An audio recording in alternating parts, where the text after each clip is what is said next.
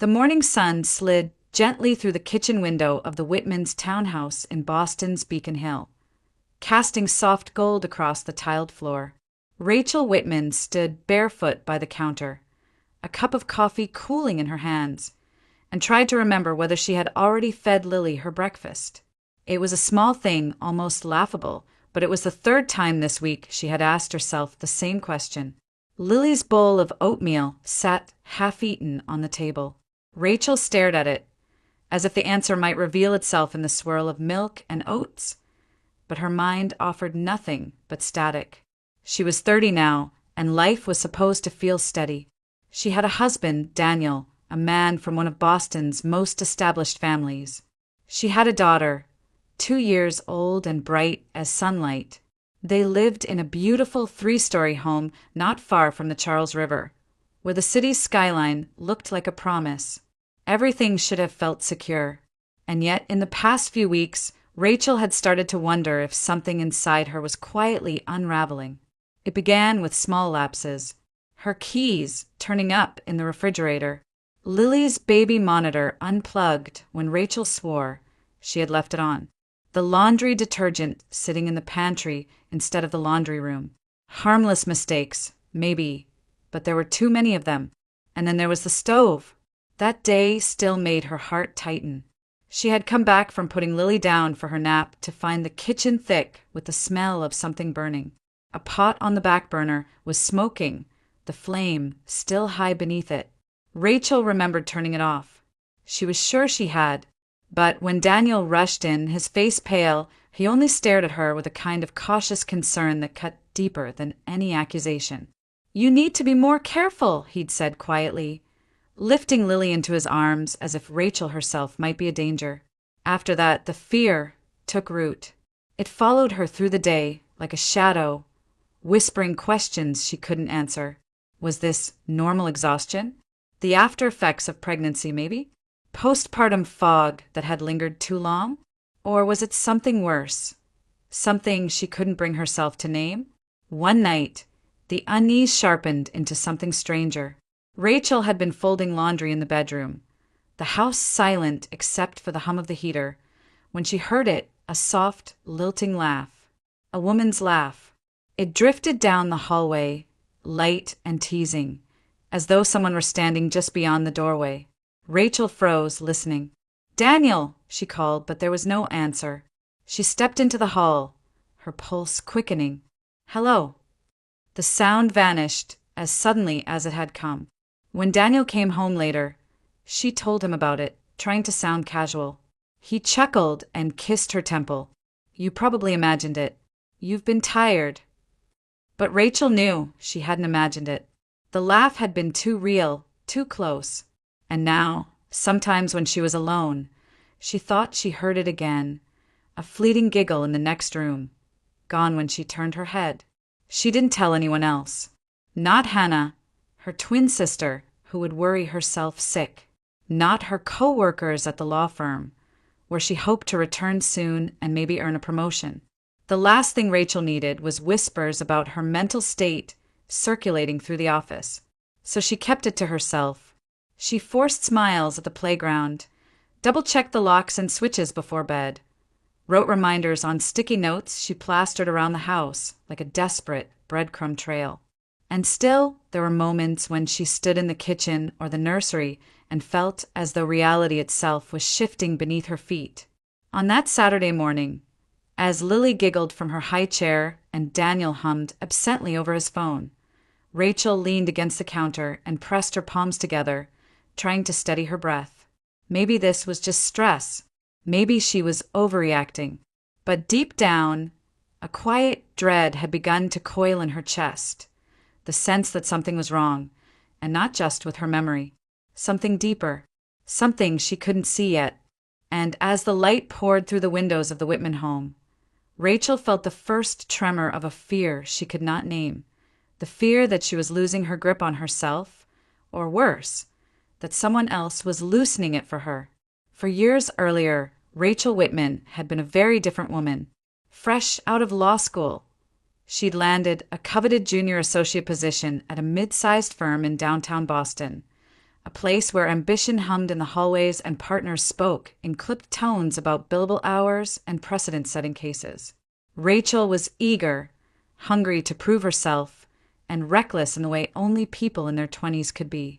That recklessness is what led her into the affair. It had started innocently. Long nights reviewing contracts with her supervising attorney, late dinners that bled into confessions about dreams and disappointments. He was older, charismatic, and married, though he always spoke of his marriage as if it were already over. Rachel believed him, or perhaps she simply wanted to. The affair remained a secret until the day his wife found out and arrived at the firm in a storm of fury. Within a week, Rachel's employment was terminated by mutual agreement. She left the office carrying a single box of belongings and a shame so heavy it felt like an extra weight on her chest. The weeks that followed blurred together. Rachel stopped answering calls from friends. She stayed in her apartment for days, curtains drawn, meals forgotten. The ambition that once burned inside her was reduced to ash. She told herself she had ruined everything: her career, her reputation, her future. In the quiet of those long nights, she even told herself she deserved it. It was Hannah who refused to let her sink. Her twin sister had always been the steadier one, practical where Rachel was impulsive, grounded where Rachel chased ideals. Hannah showed up uninvited one afternoon, standing at Rachel's door with takeout and a look that allowed no argument. She sat her sister down and told her, gently but firmly, that this was not the end of her story. "One mistake," she said, "doesn't define your life. Not unless you let it." Hannah insisted Rachel see a therapist. She dragged her to morning walks along the Charles River, made her throw away the baggy clothes she'd been hiding in, and helped her pick out a new haircut that made her feel like herself again. Slowly, piece by piece, Rachel began to rebuild. She applied for new jobs, swallowed the sting of rejection, and learned to talk about the affair without flinching. The guilt didn't vanish, but it stopped being the thing that defined her. When she finally landed a new position at a smaller firm in Cambridge, she promised herself she would do everything differently this time.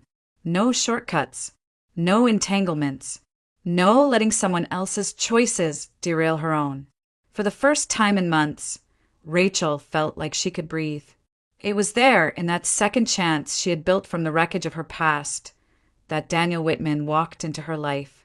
He wasn't a lawyer, but a client, the son of a prominent construction magnate looking for legal advice on a zoning issue.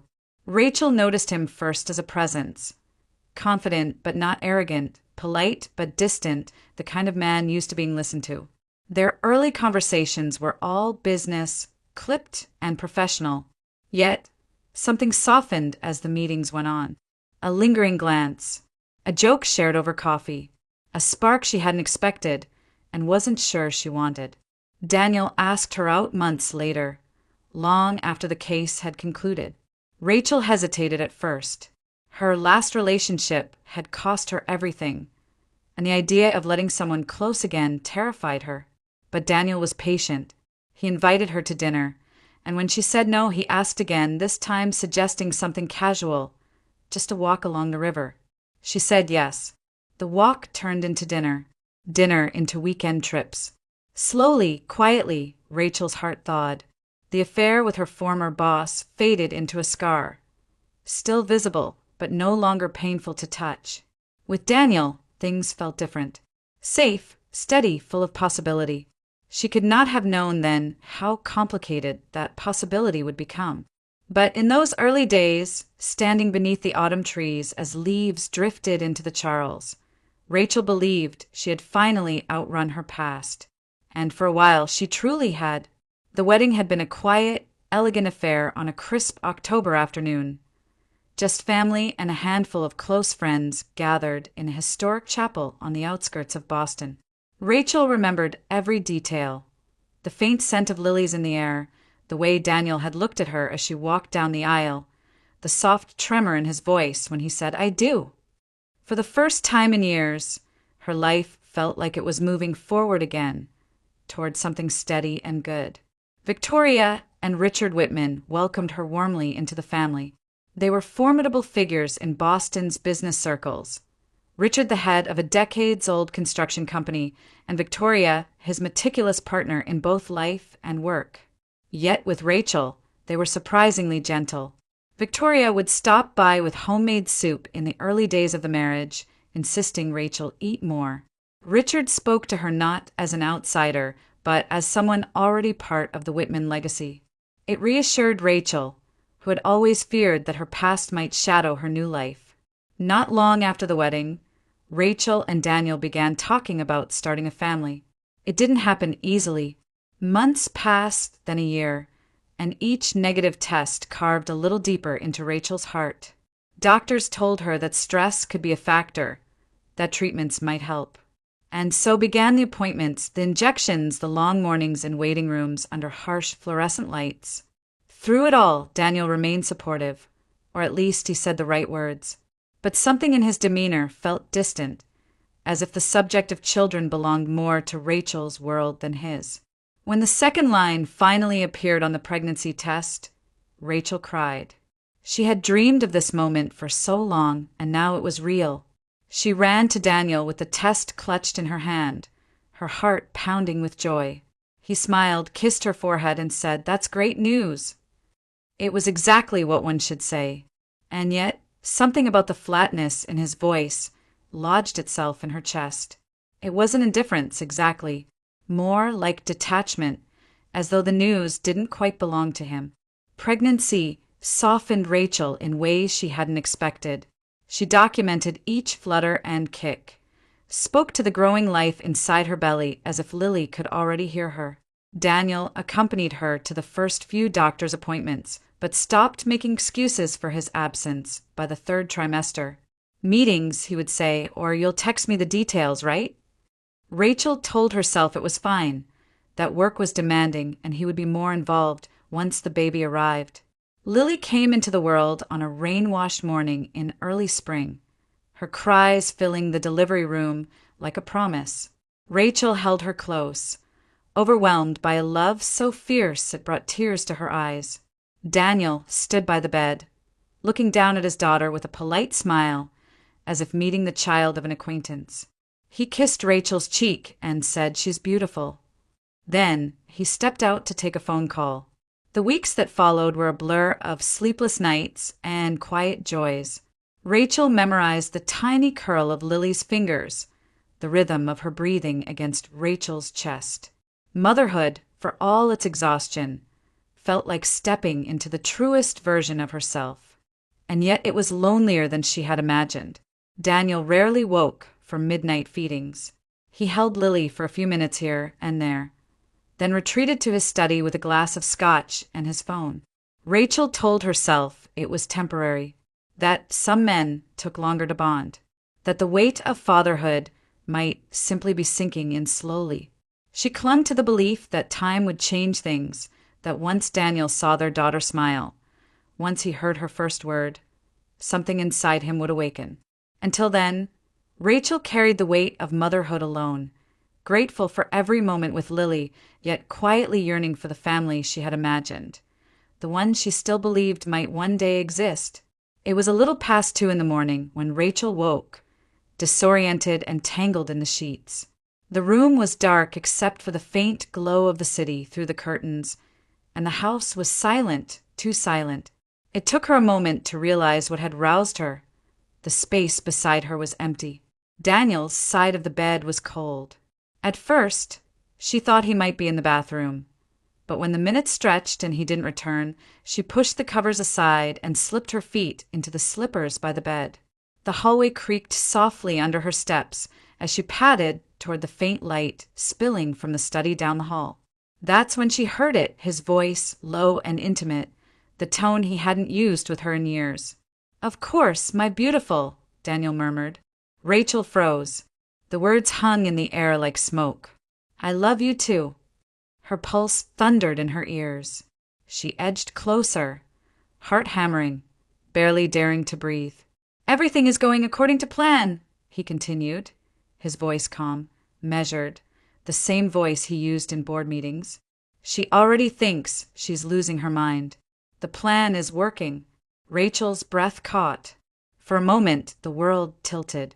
Her first thought was Lily, asleep down the hall, oblivious to the words that had just detonated Rachel's reality. Then the rest of his sentence sank in, each word a blade. She already thinks she's losing her mind. It felt like the floor had vanished beneath her feet. Was he talking about her? He had to be. But what plan could he mean? And who is she, the woman he had just called beautiful? Rachel backed away from the door before she could hear more, retreating into the darkness of the hallway like a ghost. She returned to the bedroom and sat on the edge of the bed, hands trembling in her lap, the words circling her mind in a loop she couldn't break. I love you. Inheritance. She thinks she's losing her mind. It didn't make sense. None of it made sense. Maybe she had misheard. Maybe Daniel had been talking to a client or a family member or someone else entirely. People said things in jest or out of context, didn't they? But the softness in his voice, the intimacy, there was no mistaking that. It was the voice of a man speaking to a lover. And the way he'd said the plan is working felt too deliberate, too calculated to be anything but sinister. Rachel pressed her palms against her temples. Hadn't she been questioning her memory for weeks? Hadn't she already begun to doubt her grip on reality? The misplaced keys, the stove left on, the laughter she heard in the empty hallway, they had all convinced her something was wrong. And now, for the first time, another possibility crept in. What if none of it was an accident? What if someone wanted her to think she was losing her mind? The thought was too monstrous to hold on to. Daniel was her husband, the father of her child. They had shared a home, a bed, a life. Whatever flaws he had, the distance, the detachment, he wasn't capable of this. He couldn't be. Rachel lay back down, staring into the darkness as the minutes crawled by. Maybe she was imagining things. Exhaustion could do that. People heard things wrong all the time. And if she told anyone, Hannah, or even Daniel himself, what would she say? That she'd eavesdropped on a whisper through a closed door in the middle of the night? That she thought she heard him say something sinister? By the time dawn began to stain the sky pale pink, Rachel had convinced herself to say nothing. It was probably nothing. It had to be.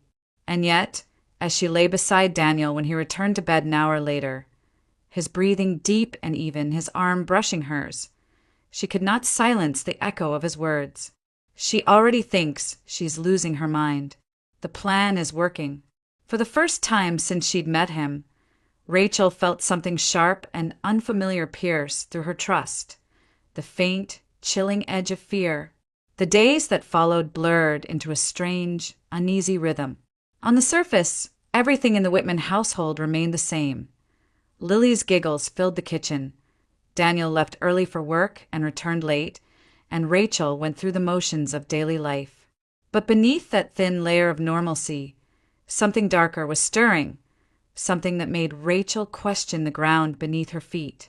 It started with the alarm clock. Rachel always set it for 6:30 a.m., just enough time to get Lily ready for daycare and herself prepared for the day. Yet, twice in 1 week, she woke in a panic to find the clock flashing 7:45. The alarm hadn't gone off.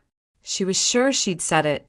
Daniel, still half asleep beside her, had only murmured, "Maybe you forgot." It was possible, she supposed. People forgot things. But she had never once forgotten that alarm. Then there were the misplaced objects. Her car keys in the bathroom cabinet, Lily's pacifier in the freezer, an unopened bill torn in half and stuffed behind the couch cushions. At first, Rachel chalked it up to exhaustion. Sleep deprivation could make anyone careless. But a pattern soon emerged. These strange occurrences only seemed to happen when Daniel was home. On the days he traveled for work, everything was where she left it. One afternoon, she opened her phone and felt her blood run cold. A call had been placed from her number to a woman she didn't know. Another time, she discovered a photo posted to her social media account that she had never taken. Daniel brushed it off with a laugh. You probably forgot. Or maybe Lily grabbed your phone, he teased, though Lily was far too young to manage such a thing. His casual explanations did nothing to calm her. If anything, they deepened the knot of dread in her chest. The moment that broke something inside her came on a Tuesday morning. Rachel had been folding laundry when Daniel's voice called from the kitchen, urgent and sharp. "Rachel, come here." She rushed downstairs to find him standing by the stove, holding Lily in his arms. A pot of water was boiling over, steam hissing angrily against the burner. "You left the stove on," he said, his tone measured but heavy with disappointment. Lily could have been hurt. Rachel stared at the stove, her heart racing. She was certain she hadn't used it that morning. She hadn't even been near the kitchen. "I didn't," she began, but Daniel only sighed and shook his head. "You've been forgetful lately," he said gently, like someone delivering bad news. "It's okay. It happens. But maybe we should talk to someone, a doctor, just to be safe." The words landed like a blow. Talk to someone. She knew what he meant. A therapist. A neurologist. Someone to confirm what she was beginning to fear. That something was deeply wrong with her mind. That night, she lay awake long after Daniel had fallen asleep, replaying the day over and over. Had she turned the stove on without realizing it? Had she placed that call? Posted that photo? Every certainty she'd once had about herself felt as though it was slipping through her fingers. But even as the doubts consumed her, a quiet voice in the back of her mind whispered what she could not yet admit. These incidents weren't random. They were happening too precisely, too deliberately, like pieces of a puzzle she couldn't yet see. Daniel, meanwhile, continued to play the part of the patient, concerned husband. He spoke softly about his worries for her, offered to schedule appointments, and reminded her that seeking help was nothing to be ashamed of. Rachel nodded along, but each word made her chest tighten.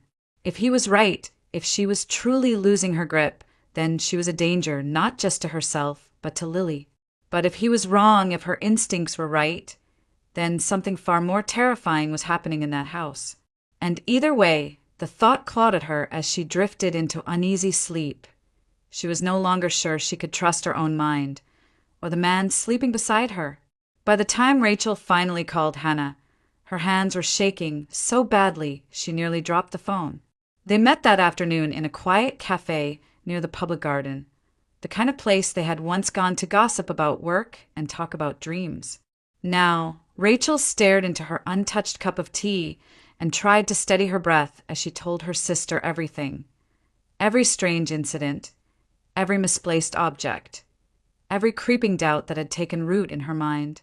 When she described the night, she overheard Daniel's conversation. The whispered, "I love you," the mention of inheritance, and the chilling words about her losing her mind. Hannah's expression hardened. She didn't interrupt. She didn't laugh or tell Rachel she was imagining things. When Rachel finally fell silent, Hannah reached across the table and took her hand. "Rach," she said quietly, "I don't think this is about you forgetting things. I think Daniel is trying to make you look unstable." Rachel blinked. Why would he do that? Hannah hesitated, choosing her words carefully. "Because if you're declared mentally unfit, he can take Lily.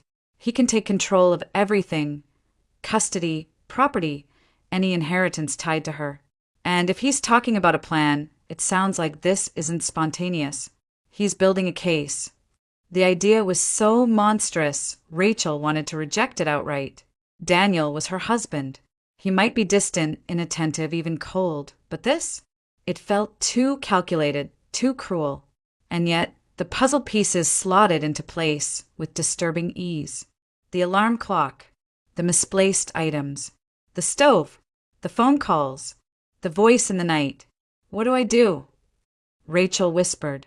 Hannah leaned in, her voice low and deliberate. "You stop relying on your memory and start relying on evidence. If he tells you to do something, like cook a certain meal, record it on your phone. If he says you forgot something, you'll have proof of what he actually said." Rachel nodded slowly. That made sense. Hard evidence couldn't be dismissed. And more importantly, Hannah continued, you need eyes on what's happening when you're not looking. Cameras, discreet ones placed around the house, living room, kitchen, nursery, anywhere he might try something. If you're imagining things, the footage will show that. But if you're not, her words trailed off. But the implication was clear. If Rachel wasn't imagining things, the footage would expose the truth, whatever it was. Rachel hesitated. The idea of installing cameras in her own home felt invasive, even paranoid. What if I'm wrong? She murmured. What if I really am losing it? Then the cameras will prove that too, Hannah said gently. But here's the thing, Ratch.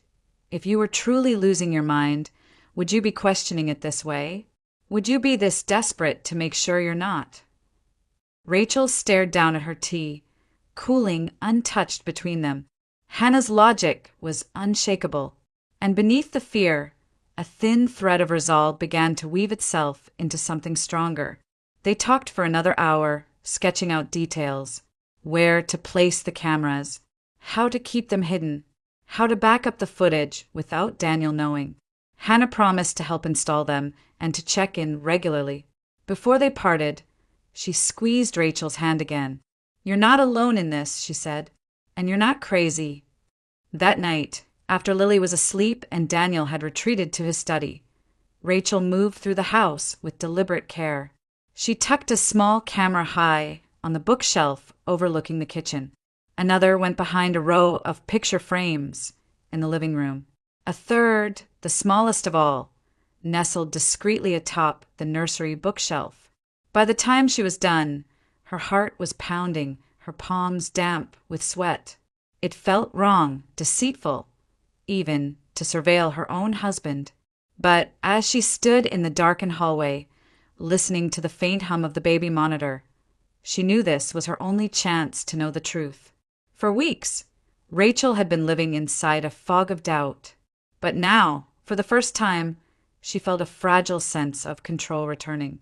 One way or another, the cameras would tell her if the nightmare unfolding around her was real, or if it was all in her head.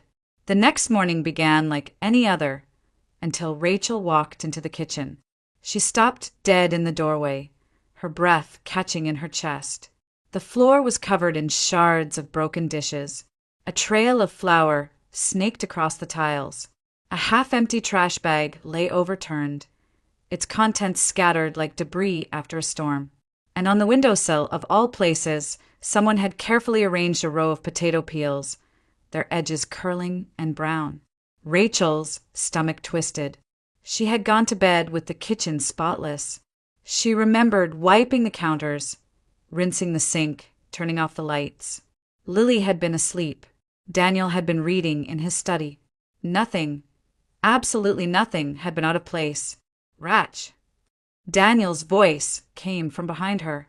She turned to find him standing in the doorway. Lily balanced casually on his hip. His expression was one of practiced concern. What happened in here? I don't know, she stammered. I didn't do this. He studied her for a long moment, then sighed, shifting Lily's weight in his arms. It's okay. You've been under a lot of stress lately. Maybe you just don't remember. The words sliced through her. Maybe you just don't remember. They were the same words he'd used about the alarm clock, about the stove, about the missing items. She shook her head, backing away from the mess as if distance might help her think. No, she whispered.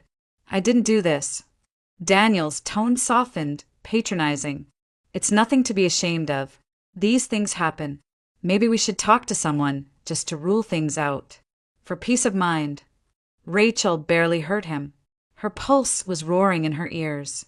Somewhere, beneath the swirl of panic and confusion, another feeling had begun to take shape, resolve.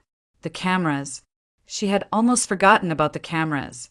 Hours later, when Daniel left for the office and Lily was napping, Rachel sat at the kitchen table with her laptop open, her hands trembling as she accessed the footage. The timestamp read 4:27 a.m., and there he was, Daniel, barefoot, in the same t-shirt he had been wearing the night before, moving silently through the darkened kitchen. Rachel's breath hitched as she watched. He opened the cabinet and pulled out a stack of plates, dropping them one by one onto the floor with deliberate precision. The crash of shattering porcelain was loud enough to wake anyone, but she hadn't stirred. Then he opened the trash bin, appended it across the tiles, and walked over to the counter, peeling potatoes with slow, methodical movements before placing the peels neatly on the windowsill. At 4:33 a.m., he reached into his pocket, took out his phone, and tapped the screen. A few seconds later, laughter, soft, female, and unmistakable, filled the room. He paused, head tilted as if listening, then slipped the phone back into his pocket and walked out, leaving the kitchen in chaos. Rachel's hand flew to her mouth. She replayed the clip twice, 3 times, each viewing tightening the knot in her chest. There was no doubt, no room for misunderstanding. This wasn't forgetfulness. It wasn't postpartum fog or stress or exhaustion. This was deliberate, calculated, cruel. And in that moment, the weight she had been carrying, the shame, the fear, the doubt, shattered like the plates on the floor. She wasn't losing her mind. She never had been. Her first call was to Hannah. "You need to come over," Rachel said, her voice shaking. "I have something you need to see." Hannah arrived within the hour. Together, they watched the footage in silence. When it ended, Hannah sat back, her face pale, but her eyes blazing. "This isn't just manipulation," she said finally. "This is abuse. Psychological abuse. And it's criminal." Rachel nodded, though the word criminal seemed too small for what she had just witnessed. It wasn't only her sanity Daniel was trying to dismantle. It was her credibility, her motherhood, her future. For weeks, she had lived inside a nightmare of her own doubts. Now the truth was laid bare in pixel and timestamp.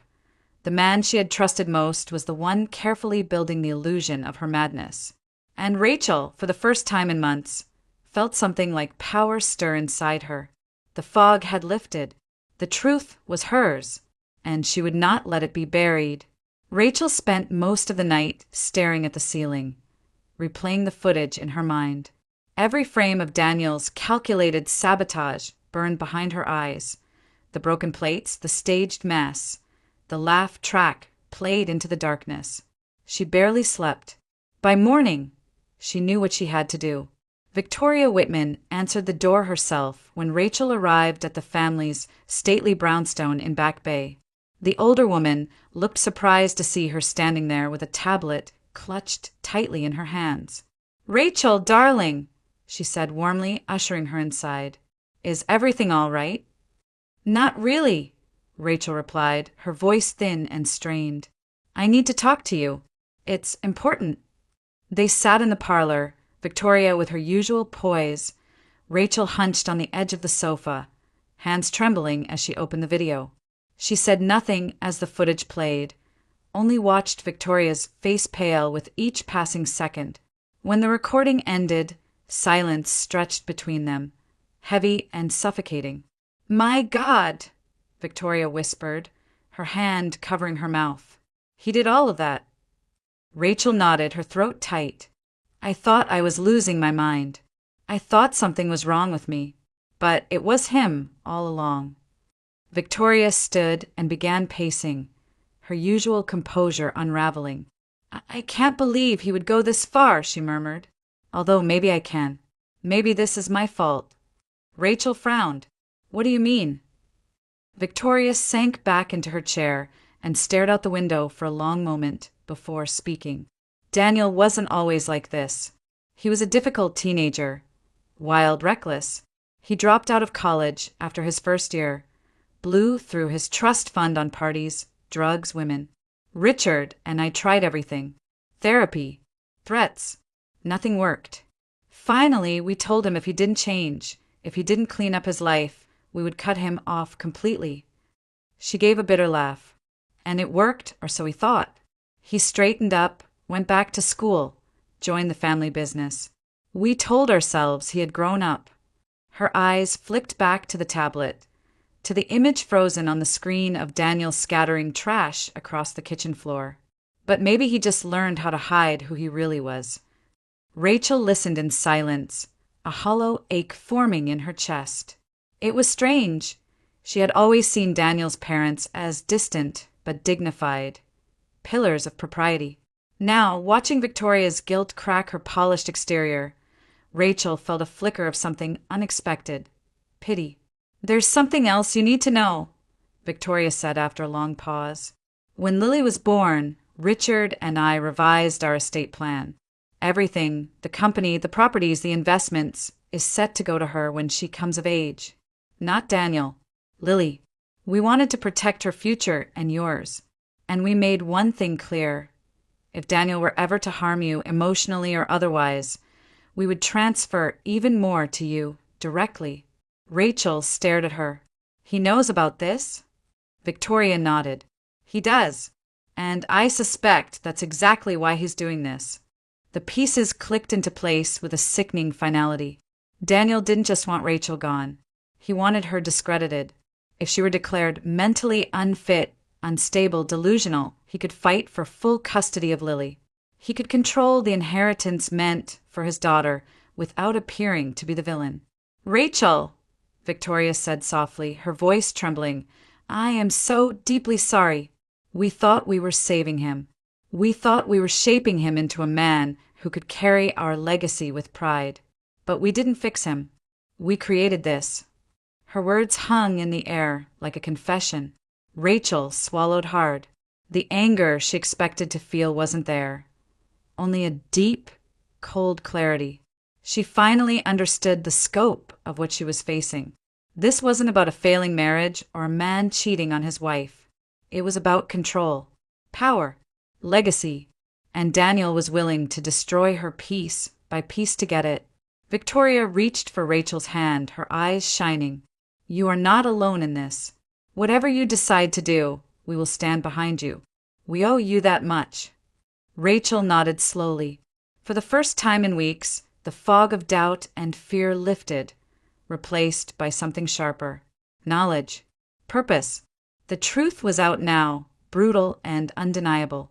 And with it came the understanding that this fight was far bigger than she had imagined.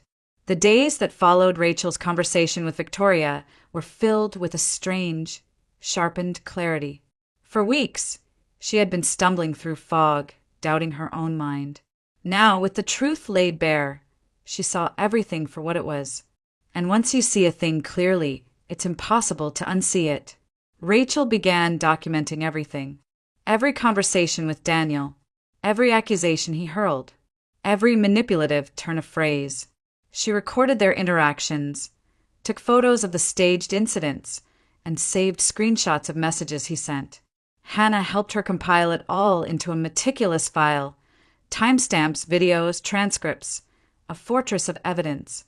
And when Rachel reached out to a family law attorney recommended by one of Hannah's friends, the woman listened quietly before nodding. "You're doing the right thing," she said. "This isn't just manipulation. It's a premeditated attempt to undermine your mental fitness. Courts take that very seriously." Meanwhile, Daniel's behavior began to shift. The easy charm that had once cloaked his cruelty started to fray at the edges. He snapped at Rachel over trivial things, the way she folded Lily's clothes, the fact that dinner wasn't ready when he walked in the door. His tone sharpened, his patience thinned. And when his attempts to provoke her failed, his frustration grew. One evening, Rachel was upstairs putting Lily to bed when a sharp crash echoed from the living room. Heart pounding, she rushed down the stairs and stopped cold. Daniel was standing by the bookshelf, a small camera clutched in his fist. Its plastic casing was cracked, the lens dangling uselessly. "What the hell is this?" he roared, his face flushed with fury. "You're spying on me now? In my own house?" Rachel's heartbeat thundered in her ears, but she didn't back down. "I know what you've been doing, Daniel," she said quietly. "I know about the stove, the broken dishes, the laughter, all of it."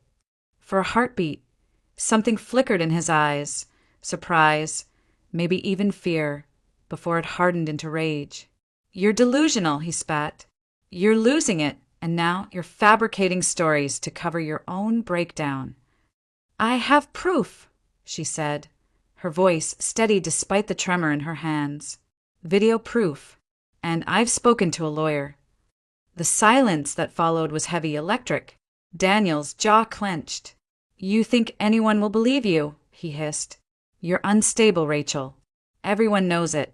I'll make sure Lily stays with me where she's safe." Something in Rachel broke then, not from fear, but from a deep, simmering resolve. "No," she said, her voice rising for the first time.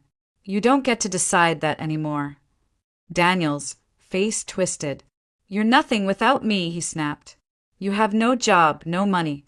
Do you really think you can take her and walk away?" Rachel held his gaze. "Watch me." That night, while Daniel was out pacing the yard and muttering into his phone, Rachel packed. She moved quietly but quickly.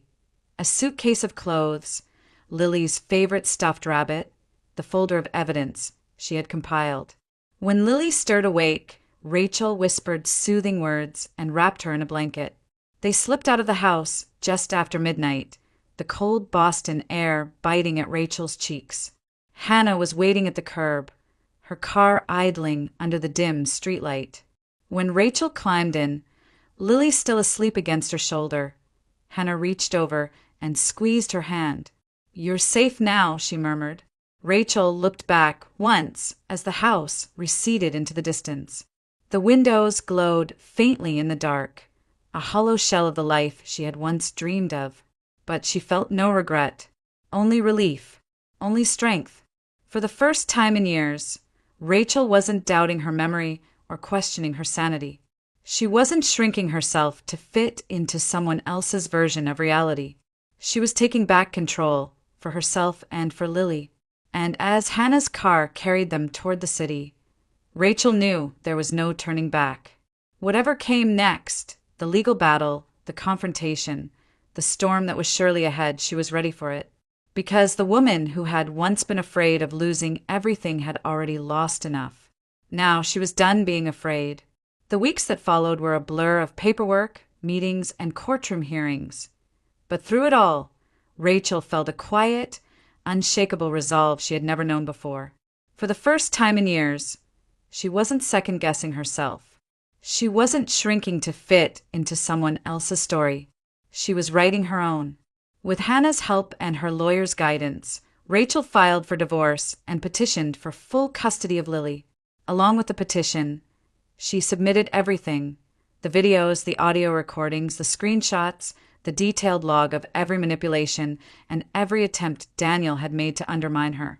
The evidence painted a damning picture, not of a woman losing her grip on reality, but of a calculated campaign to destroy her credibility and seize control. Daniel fought back, of course. He filed his own claims, accusing Rachel of instability and unfitness as a mother. But when the footage was played in court, the scene of him smashing plates, scattering trash, playing recordings of laughter in the dead of night, the room fell silent. Even Daniel's attorney shifted uncomfortably as the judge's eyes darkened with disapproval. In her ruling, the judge's words were clear and unequivocal. Rachel was not only mentally sound but had demonstrated extraordinary strength and composure under sustained psychological abuse. Daniel, on the other hand, had shown a deliberate pattern of coercive control and emotional manipulation. Custody of Lily was awarded solely to Rachel, with Daniel granted only limited, supervised visitation. The legal consequences didn't stop there. Victoria and Richard, horrified by the full extent of their son's actions, acted swiftly. They cut off his access to family funds, revoked his position at the family construction company, and released a formal statement disavowing his behavior. Privately, Victoria met Rachel after the final hearing and took her hands. "You saved Lily from growing up in a house built on lies," she said softly. "I failed my son once. I will not fail my granddaughter." Rachel didn't know how to respond. Forgiveness wasn't something she could offer easily, not yet. But there was solace in knowing Lily's future would no longer be defined by Daniel's choices. In the weeks that followed, Rachel found a small but charming house on a quiet, tree-lined street in Cambridge. It wasn't grand like the Whitmans' estate, but it was theirs. Every room was a blank page waiting to be filled with new memories. Lily's laughter echoed down the hallway as they unpacked boxes and painted walls in shades of soft green and pale yellow. For the first time in a long while, Rachel felt safe. The trauma didn't vanish overnight. There were moments when she woke in the dark, heart racing, half expecting to hear phantom laughter in the hallway. But then she would hear Lily's gentle breathing in the next room, and the fear would ebb away. Healing, she realized, wasn't a single event. It was a series of small choices to keep going, to rebuild, to believe in herself again. On a crisp afternoon in late October, Rachel and Lily sat together on a park bench beneath a canopy of amber leaves. Lily was chasing squirrels across the grass, her laughter bright against the rustle of autumn wind. Rachel watched her daughter and felt a peace she hadn't known in years settle over her. The weight that had pressed against her chest for so long was gone. She thought about everything that had happened, the gaslighting, the manipulation, the courtroom battles. And then she thought about what had come after, the strength she had discovered within herself, the life she was building for her daughter, the woman she had become through it all. A leaf drifted down and landed in her lap, its color a deep, fiery red. Rachel held it for a moment, smiling to herself. She had never been losing her mind. She had been losing the illusions that kept her bound, illusions about love, about loyalty, about who she was supposed to be. And in their place, she had found something far more powerful. Truth, freedom, and a future that belonged entirely to her and Lily. The past, with all its shadows, was behind her now.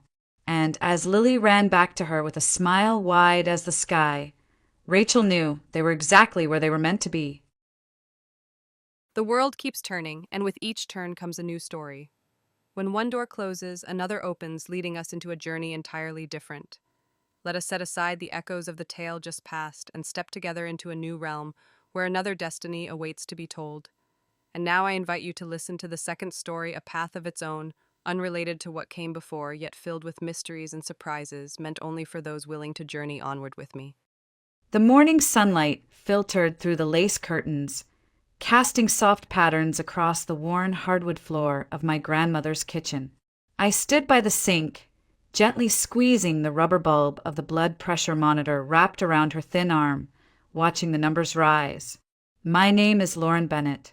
I live in Savannah, Georgia, in the same creaky old house where I was raised, now caring for the woman who once raised me. Your hands are shaking again, Grandma, I murmured, trying to keep my tone light.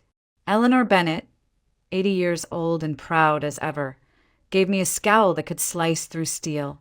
Because that thing is lying again. No way my pressure is that good. You and that machine are both wrong. I chuckled. 130/80. That's astronaut material. She huffed, clearly disappointed that the numbers didn't confirm her current act of being at death's door. My grandma had a flair for drama and a deep-seated belief that if she didn't make noise, the world would forget she was here. She shifted upright in her chair, adjusting her scarf like a queen preparing for court. Back in my day, we didn't need gadgets to know how we felt. I can tell my heart's racing. Must be over 200.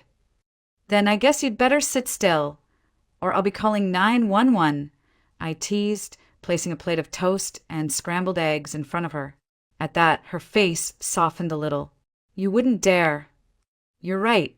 I wouldn't give the ER nurses the satisfaction. They still haven't forgiven you for that time you faked chest pains just to get your wedding ring cut off. Her shoulders shook with laughter she pretended not to have. That ring was stuck and I wanted it off. Nothing fake about that. We fell into a familiar rhythm. Her nitpicking, my deflection. It was how we'd always been, especially since I'd moved back in after Mama passed and Daddy moved to Alabama for work. I worked mornings at St. Juniper's clinic, afternoons part-time at a small urgent care downtown, and evenings at home with Grandma. She insisted I was doing too much, but she loved the attention. "You know what I was thinking about last night," she said suddenly, dabbing her mouth with a napkin.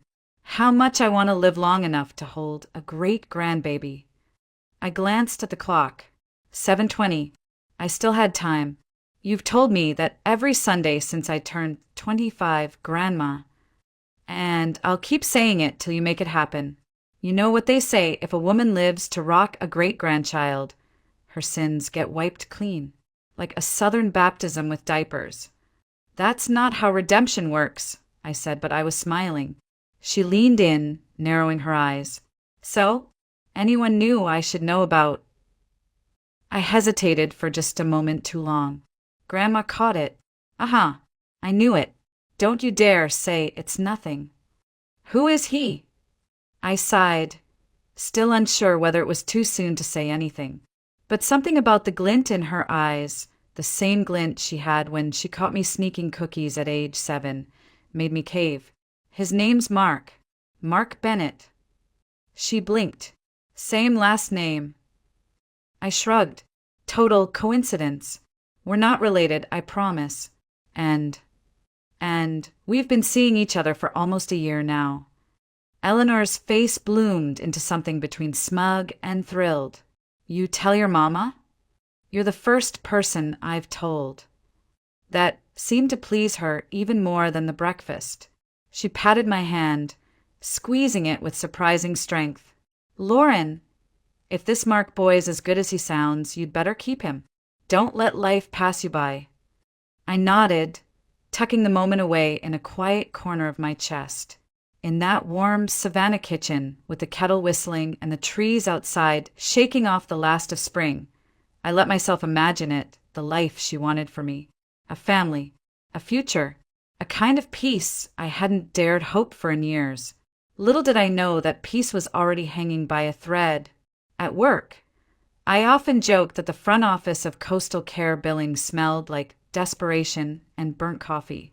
Maybe it was the old carpet, or maybe it was just the way people's dreams shriveled up under fluorescent lights and Excel spreadsheets. I worked 3 days a week there, just enough to keep my foot in the door and my insurance active, reporting to a woman I used to call my best friend, Savannah Reed. We'd known each other since high school. She was the girl with the loud laugh, shiny lip gloss, and a talent for talking her way out of gym class. I was quieter, more the planner, the keeper of details. Somehow opposites stuck. We shared lockers, clothes, even boy crushes once or twice, until life pulled us in different directions. Or maybe it didn't. Maybe I just didn't see it happening. "Why are you glowing like someone proposed?" she asked, plopping into the chair beside me and nudging my elbow with hers. I gave her a look. "You've been watching too many rom-coms again." "No, seriously. You've got that someone walked me to my car and settled the right things face." I sighed. "If you must know, Mark and I had dinner last night. It was nice." Savannah's mouth twisted into a smirk. "Nice? That's it. Come on, I know your nice means you didn't sleep, you just floated on a cloud of man cologne and promises." I rolled my eyes, but she wasn't wrong. Savannah had met Mark once, very briefly. It was last fall, during our office's poorly planned Friendsgiving. He dropped off a pumpkin pie, kissed my cheek, and vanished like a gentleman. She watched the whole thing with the same look she gave clearance sales at designer stores. Intense, predatory, slightly amused. "Still driving that Navy pickup?" she asked, almost too casually. "Yeah. Must be nice. Guy's got stable hands and a decent job. Looks like he could lift a sofa without complaining. He's not a piece of furniture, Savannah." She leaned back in her chair, twisting the edge of her gold bracelet. "I'm just saying, some of us are out here collecting emotional damages and weak backbones. Meanwhile, you've got a man who actually answers your texts and opens doors. That's rare." There it was, the edge, the thing she never said out loud but always implied, that I had something she believed belonged to her. I wanted to shake it off, to remind myself this was just Savannah being Savannah, but something in her tone stayed with me all day. Later, as we typed in silence, she spoke again, her voice low. You know, it's weird. What is? You and Mark. I never thought you'd go for someone like him. Someone like. She shrugged, not meeting my eyes. I don't know. Clean cut. Boring, maybe. Predictable. I didn't answer. I couldn't. I realized something in that moment, something sharp and uncomfortable. My best friend, the girl I had laughed with in locker rooms and cried with over ice cream pints, had stopped rooting for me a long time ago. Somewhere between our teenage daydreams and adult disappointments, the thread that held us together had thinned, and I wasn't sure it could hold much longer. And still I smiled, pretending not to notice. Because letting go of someone you've known half your life doesn't happen in one day. It happens in pauses, in looks, in offhand comments disguised as jokes. And I wasn't quite ready to face it yet. It was a Friday night when Mark suggested we catch a movie downtown. There was this little art house theater just off Whitaker Street that still ran foreign classics on real film. Not digital, not remastered, just pure, grainy reels with subtitles and scratchy audio. Mark knew I loved those. Something Italian, he said. You'll pretend to read the subtitles, and I'll pretend I understand the plot. I laughed. Deal. I wore my favorite burgundy dress, the one Grandma Eleanor always said made me look like a southern debutante with a secret. We were supposed to meet at 7, grab popcorn, and maybe some of those awful licorice bites I only ate out of nostalgia. But at 6:58, my phone buzzed. Savannah, guess what? I'm downtown too. Just got out of happy hour. Want to meet up? I hesitated, thumb hovering. Then, against every instinct in my chest, I replied, me. We're headed to the film house. Italian drama. Savannah, oh, I'll come by. I've been dying to see something tragic and artsy. I stared at the screen. I didn't reply, but 2 minutes later she texted again. Almost there. Don't ditch me. By the time I turned the corner, Mark was already waiting, standing near the glowing marquee, hands in pockets, looking every bit like someone from an old romance film. And there she was, already by his side. Lauren! She called out cheerfully, like this was always the plan. Mark smiled when he saw me, but his expression flickered. Just slightly. Not annoyance. Not anger. Just confusion. Didn't expect we had company tonight, he said, softly when I reached him. Yeah. Last minute, I murmured, then turned to Savannah. You sure you want to sit through subtitles? She grinned. I can handle foreign men mumbling about lost love and cigarettes. Inside, the seats were creaky. The theater smelled of popcorn butter and dusty velvet. We sat in a row, Savannah in the middle, like it was her date night too. Throughout the film, she whispered commentary. Loudly, she gasped at plot twists, laughed at scenes that weren't funny, and at one point, she even kicked off her heels and propped her feet on the seat in front of her. Mark didn't say a word, but I saw the way his jaw tightened. I saw how he stopped reaching for my hand halfway through the second act. When the credits rolled and the old projector rattled to a stop, I exhaled for the first time in what felt like an hour. Wasn't that deliciously depressing? Savannah sighed. So, when are we grabbing drinks? I know this cute rooftop bar on Bay. Mark shook his head. Actually, we were thinking of calling it a night. Oh, she said, blinking innocently. You two always so early? Mark turned to me. Can we walk a little? I nodded. Savannah waved dramatically. Fine, lovebirds. Don't be surprised if I crash your wedding one day. We smiled politely. I didn't look back. Outside, the Savannah night was warm and thick with humidity. Spanish moss swayed over the sidewalks like ghostly curtains. The only sound for a block was the clicking of my heels. When we reached one of the park benches under the old oaks, Mark stopped. You okay? I asked. He rubbed the back of his neck. Yeah, just wasn't the night I pictured. Me neither. A beat. Then he reached into his jacket pocket. I was going to do this over dinner, maybe with candles or something less weirdly chaotic, but screw it. It's us. He pulled out a small navy box and opened it. Inside, nestled in dark velvet, was a ring that sparkled like the Savannah River at sunset. "Lauren Bennett," he said, eyes not leaving mine, "will you marry me?" I couldn't speak for a moment. Then I laughed, half from nerves, half from pure joy. "Yes," I whispered. "God, yes." He slid the ring onto my finger. Somewhere distant thunder rolled. And maybe it was just me, but it sounded almost like a warning. They say the first year of marriage is the hardest. But for us, it felt like drifting through honey. Everything was golden, slow, and impossibly sweet.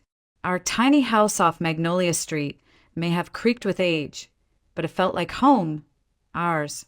I filled it with candles and soft blankets.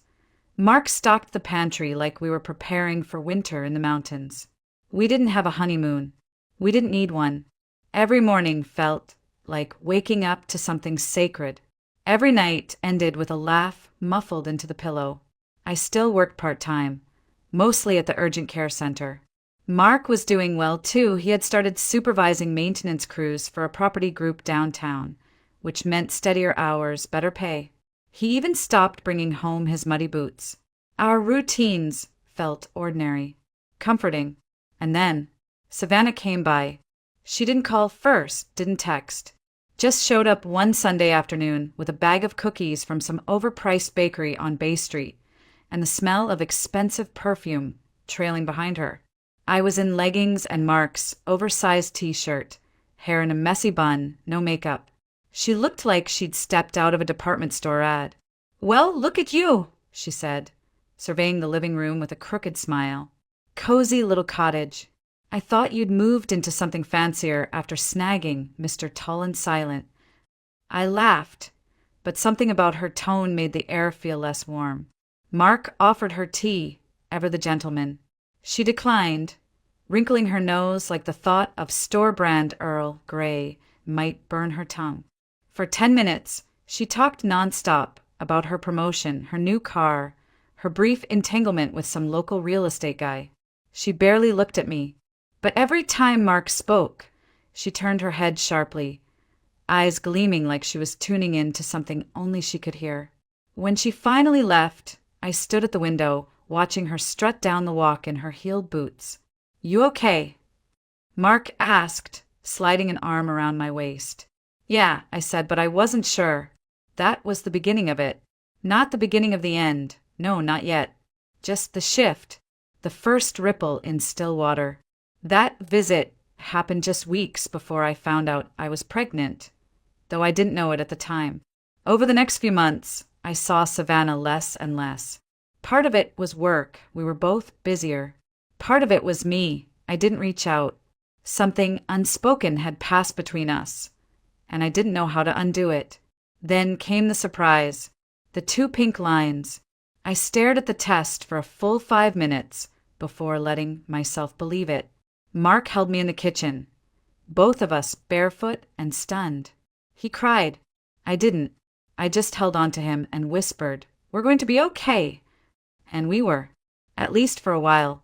Savannah found out at work. She brought me decaf from the cafe downstairs and forced a smile. "A little baby Bennett," she said, voice tight. "How traditional." I thanked her. She patted my hand like she was blessing me before a long, difficult journey she had no intention of taking herself. Weeks passed. My belly grew. Mark built a cradle from scratch, sanded it every weekend until it gleamed. Grandma Eleanor started knitting booties with tiny, mismatched buttons. Savannah never asked the due date. She never came by again, but her silence was louder than any word. The office didn't look any different the day Savannah got promoted, but everything shifted. Her name appeared in bold on the glass door. Savannah Reed, head of accounting. A new plaque, a new pair of heels, and a very new tone of voice. I wasn't surprised she got the role. Savannah had always known how to talk to the right people, laugh at the right jokes, sip the right wine at the right fundraiser. She was a natural fit for middle management. The only thing unnatural was how fast she stopped being Savannah the friend and became Ms. Reed the boss. It started small. Could you proof that again, Lauren? Your numbers look a little rushed. Or maybe just take the calls today. You seem a bit tired lately. I was tired. I was in my 3rd trimester. My ankles swelled like balloons, my back ached before lunch. And the baby had a habit of kicking right as I tried to balance invoices. But I kept showing up. Because that's what you do when you're building a life. One afternoon, my fingers trembling more than usual, I knocked on her office door. Her new glass office with fake orchids and inspirational quotes framed in gold. She didn't look up. "Savannah," I said softly, "do you have a minute?" "Not really, but if it's important," she gestured toward the chair across from her desk. I sat, trying not to wince. The baby had shifted in a way that made breathing a task. I clutched the folded piece of paper in my hand, my formal request for early leave. I spoke to HR. They said if I got supervisor approval, I could begin maternity leave 2 weeks early. Just to what? She cut in. I blinked. To rest. My doctor said the swelling's gotten worse. They're a little concerned about Savannah let out a breathy laugh, the kind that was neither kind nor amused. "Lauren, we're closing out year-end reports. Everyone's stressed. I've got 3 interns crying in the hallway. You think now's the time to vanish." "I'm not vanishing," I said carefully. "Just asking for a bit of flexibility. It's only you'll leave when the system says you're allowed to. That's the policy. I don't make the rules." But she did. Everyone knew she did now. I stood, legs shaking more from anger than fatigue. I'd known this woman for nearly 2 decades. Shared secrets, heartbreaks, and hairbrushes. And now she was looking at me like I was a stranger taking up too much space. I reached the door when she said it. "Oh, and Lauren." I turned. Her eyes glinted, smug, cold, almost gleeful. "All that happy glow you walk around with? Don't flaunt it so much. Some of us have to work twice as hard without a husband baking us casseroles and building us cribs." I didn't reply. I just left. I made it down the hall, into the stairwell, and crumpled. Not from her words, but from what came after. That night I started spotting. The pain was sharp, sudden. Mark rushed me to the hospital. They kept me overnight. Said I needed bed rest. Said my body was crying uncle. "You're pushing too hard," the doctor said, her tone gentle but firm. "Rest, or risk more than stress." So I rested, and in that quiet I thought about friendship, how it can bloom like jasmine in spring, or rot like forgotten fruit in the heat. And sometimes the person you trusted most with your heart becomes the one swinging the blade. Grace came into the world on a Monday morning, just after a thunderstorm rolled over Savannah. I remember lying there in that sterile white room, clutching the bedsheet like a rope, as my body split open to let life in. And it wasn't just pain, it was terror, hope, awe, 1,000 things at once. She didn't cry at first. For the briefest, longest moment of my life, silence. Then, like a ribbon tearing, her voice, weak, high rasping, but there, alive. I sobbed. Mark held my hand so tight I thought my fingers would bruise. We looked at each other with eyes wide, like children who had just stumbled into something too big for them to understand. And maybe we had. They placed her in a glass bassinet, tubes already snaking from her tiny nose. She looked fragile, more spirit than skin. "Just a precaution," the nurse said. But I knew, the way the doctor hovered, the way they kept whispering in the corner of the room. Something was wrong. 2 hours later, they confirmed it. "She has a congenital heart defect," the doctor said gently, her hands folded like she was delivering a eulogy. "A severe one. We'll need to keep her in NICU. She can't breathe on her own yet." The words cracked through me like frost on glass. Mark stood frozen. "What does that mean? Is she dying?" "No," the doctor said quickly. "Not if we act fast. She'll need oxygen support, and very likely, surgery. Possibly more than one. The first will happen in a couple of weeks, if she's strong enough. Surgery. On a baby that weighed 6 pounds and barely had a heartbeat loud enough to find. I didn't cry. Not then. I went still. Numb.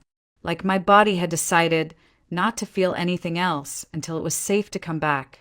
They didn't tell Grace. Of course not. But somehow she knew. She fought like she had something to prove. Her eyes, when they opened, were dark and ancient, like she'd already lived 1,000 lives. Mark came every day to the hospital. At first, he brought flowers, snacks, even a small stuffed lion he said was a little fierce friend to guard her crib. But somewhere between the second surgery consult and the endless insurance calls, something shifted. He started checking his phone more, started lingering in the hallway instead of coming into the NICU. Then came the day we brought her home.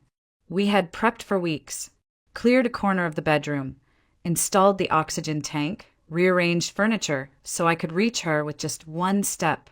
I'd memorized the medication schedule like a prayer. I wasn't just her mother. I was her nurse, her guardian, her around-the-clock defense system against the odds. The first few weeks were quiet, exhausting, sacred, and then the fever. It started 2 days after a neighbor's daughter came by with a handmade rattle. She hadn't been sick, not visibly, but toddlers carry storms in their skin. Grace's breathing grew shallow. Her tiny chest heaved like she was drowning on dry land. We raced back to the hospital. This time they didn't say just a precaution. This time they said serious risk of respiratory failure. Mark stood beside her crib for 10 minutes, then left to make some calls. He came back 3 hours later. By then Grace was stable. For now. We sat side by side in plastic chairs outside the NICU. He didn't speak. Neither did I. There was nothing left to say, only what would be said later. In louder ways. In crueler rooms.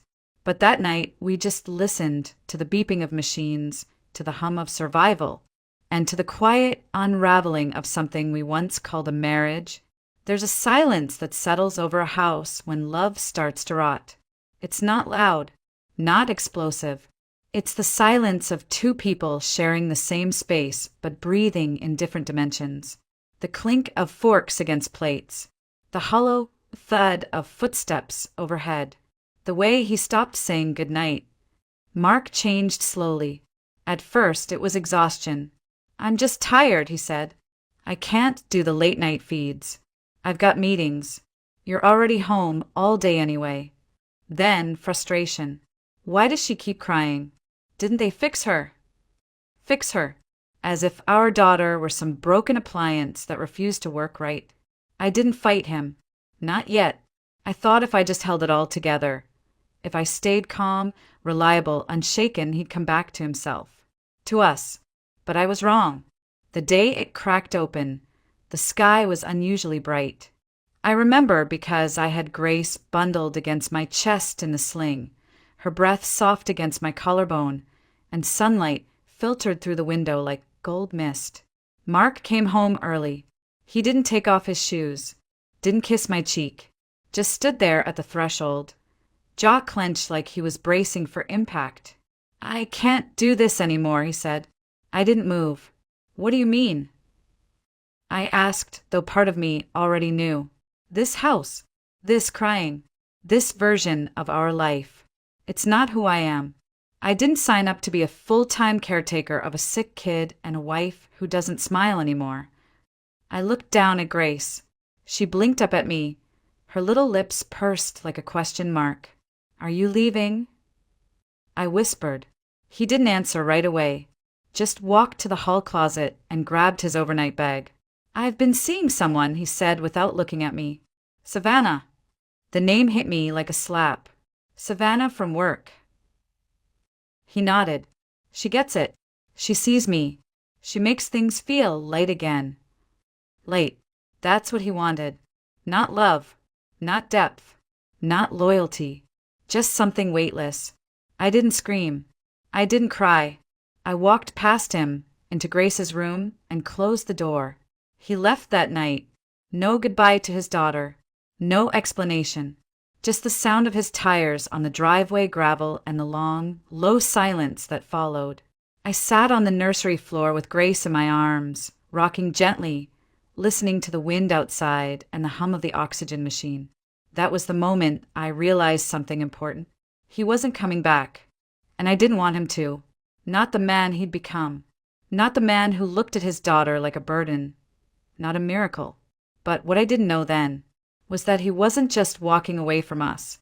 He was walking into something darker, something calculated, and I wouldn't find out until much, much later that leaving us was just the beginning of his plan. The weeks after Mark left were a blur of formula stains, medical charts, and silence. But there was also something else, breath. I hadn't noticed how tight my chest had been until he was gone. The air felt cleaner, lighter.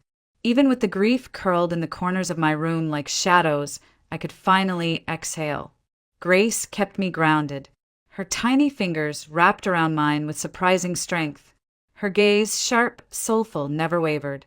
She was a fighter, and because of her, I had no choice but to be one too. We moved out of that suffocating house. I rented a small carriage apartment just off Jones Street, with creaky floors and ivy climbing the windows. It wasn't much, but it was ours.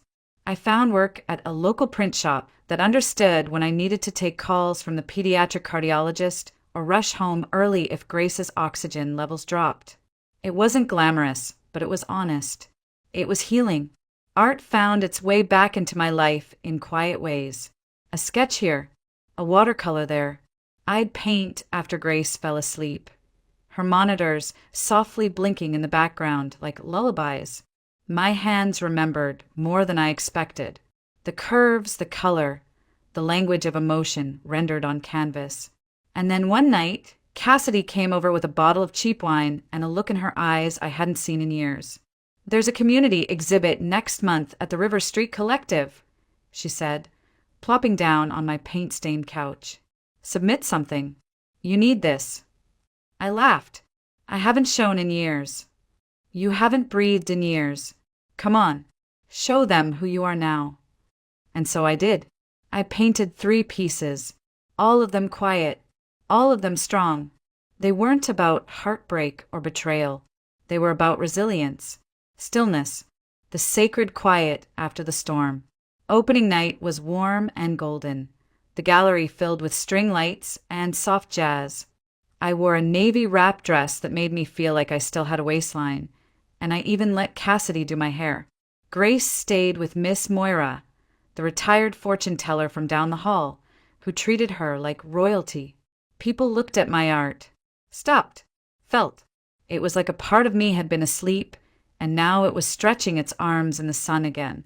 Just when I thought nothing could break the peace of that evening, I turned toward the doorway, and there he was, Mark. He looked older, sharper around the eyes. His suit was pressed, his shoes gleaming, but something in his posture sagged. My heart didn't skip. It didn't shatter. It just waited. "What are you doing here?" I asked, voice cool as the gallery's tile floor. "I saw your name on the exhibit flyer. I had to see it for myself." I crossed my arms. "You could have sent an email."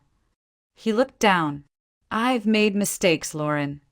"That's one way to put it." He stepped closer. "Savannah and she left. Months ago.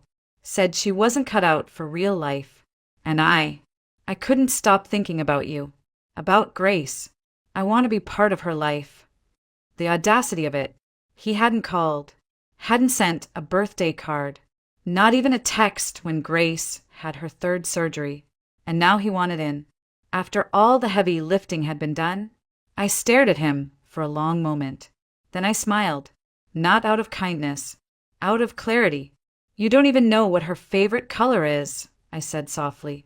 "And I think that tells me everything I need to know." He flinched, and I turned away.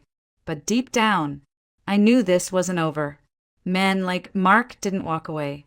Not without trying one last time to reclaim what they'd thrown away. and he hadn't shown his hand yet. I didn't hear from Mark for weeks after the gallery. Part of me hoped that confrontation had been enough, that the silence that followed meant he'd crawled back into whatever corner of the world could stomach his excuses. But deep down I knew better. People like Mark don't come back for closure. They come back for control. It started with a letter. Not from him. From a law firm. Something about shared custody and the best interest of the child. The words were dressed up in politeness, but the threat underneath was sharp and unmistakable. I brought it straight to my lawyer, a steady woman named Judith who wore combat boots under her pencil skirts and had no tolerance for manipulation. "He doesn't have a leg to stand on," she said. "He abandoned his daughter. No judge in Chatham County's going to side with that." Still, the stress settled into my bones like damp air. Grace was old enough now to pick up on energy, and she started having nightmares again. I hated that his shadow could still touch her, even from afar. Then came the press release. Prominent architect returns to Savannah with vision for family and community. There he was, Mark, posing in front of a render of a fancy riverside condo project, arm around a smiling real estate executive, and tucked in the article like an afterthought. Mark Bennett, a proud father reuniting with his daughter Lauren Grace, plans to establish deeper roots in the city he once called home. Proud father? He hadn't seen her in a year. That's when it hit me. This wasn't about Grace. Not really. It was about optics. His new company, he was trying to build a family man image. Use us as props to soften the edges of his ambition. I was furious. But more than that, I was done playing nice. I reached out to a friend of Cassidy's, an investigative reporter who owed her a favor. I didn't feed her dirt. I fed her facts, hospital records, missed court-ordered support payments, emails, texts, proof of abandonment. She published a piece titled, "Image Over Integrity, the Man Behind the Renderings." It didn't scream scandal, but it whispered just loud enough to ripple through the circles Mark was trying to impress. He showed up at my doorstep 2 days later, not angry, smiling. That slick, plastic smile that used to charm boardrooms and break apologies in half.